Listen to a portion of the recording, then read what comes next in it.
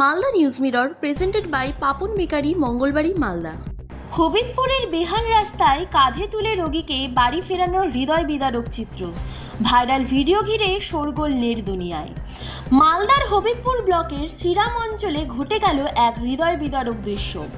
বেহাল রাস্তার কারণে অ্যাম্বুলেন্স তো দূরের কথা, সাধারণ যানবাহনও পৌঁছাতে পারল না অসুস্থ রোগীর বাড়ির ধারে।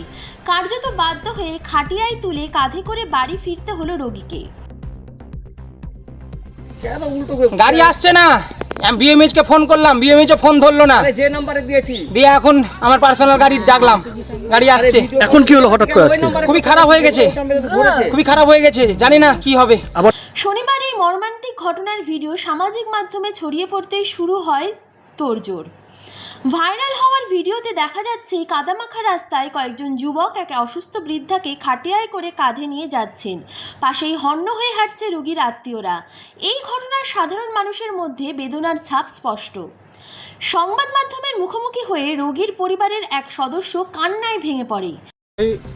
বেহাল অবস্থার কারণে আবার শরীর অসুস্থ হয়েছে, আবার হাতে খাটিয়ে করে নিয়ে আসলেন। আবার খাটিয়ে করে নিয়ে আসলাম। আরে অটো রোডে তো করছি, এবারে যদি করি তো কি বলবেন এই বিষয়ে? এই বিষয়ে খুব লজ্জাজনক বিষয়। কি বলবো, আপনারা নিজে সরাসরি দেখতে পাচ্ছেন, বলার মতো আর কিছু নেই। যেহেতু আদিবাসী এলাকার ভিতরে এভাবে আমরা পিছিয়ে পড়া শ্রেণী সাতাল বলে আমাদেরকে কেউ আজ পর্যন্ত কেউ চোখেই দেখছে না যে আমাদের পরিস্থিতি কিভাবে আছে। বলছি পেট্রোল করে একটা রোগীর আপনি যে আজকে ভারাপন্ন হয়ে গেছেন, কি বলবেন বিষয়ে যে আপনি চোখ থেকে জল পড়ে যাচ্ছে? আমার ব্যক্তিগত বলার মতো কিছুই নেই স্যার। আপনারা দেখতে পাচ্ছেন রোগীর কি পরিস্থিতি। আপনার কেউ লাগে?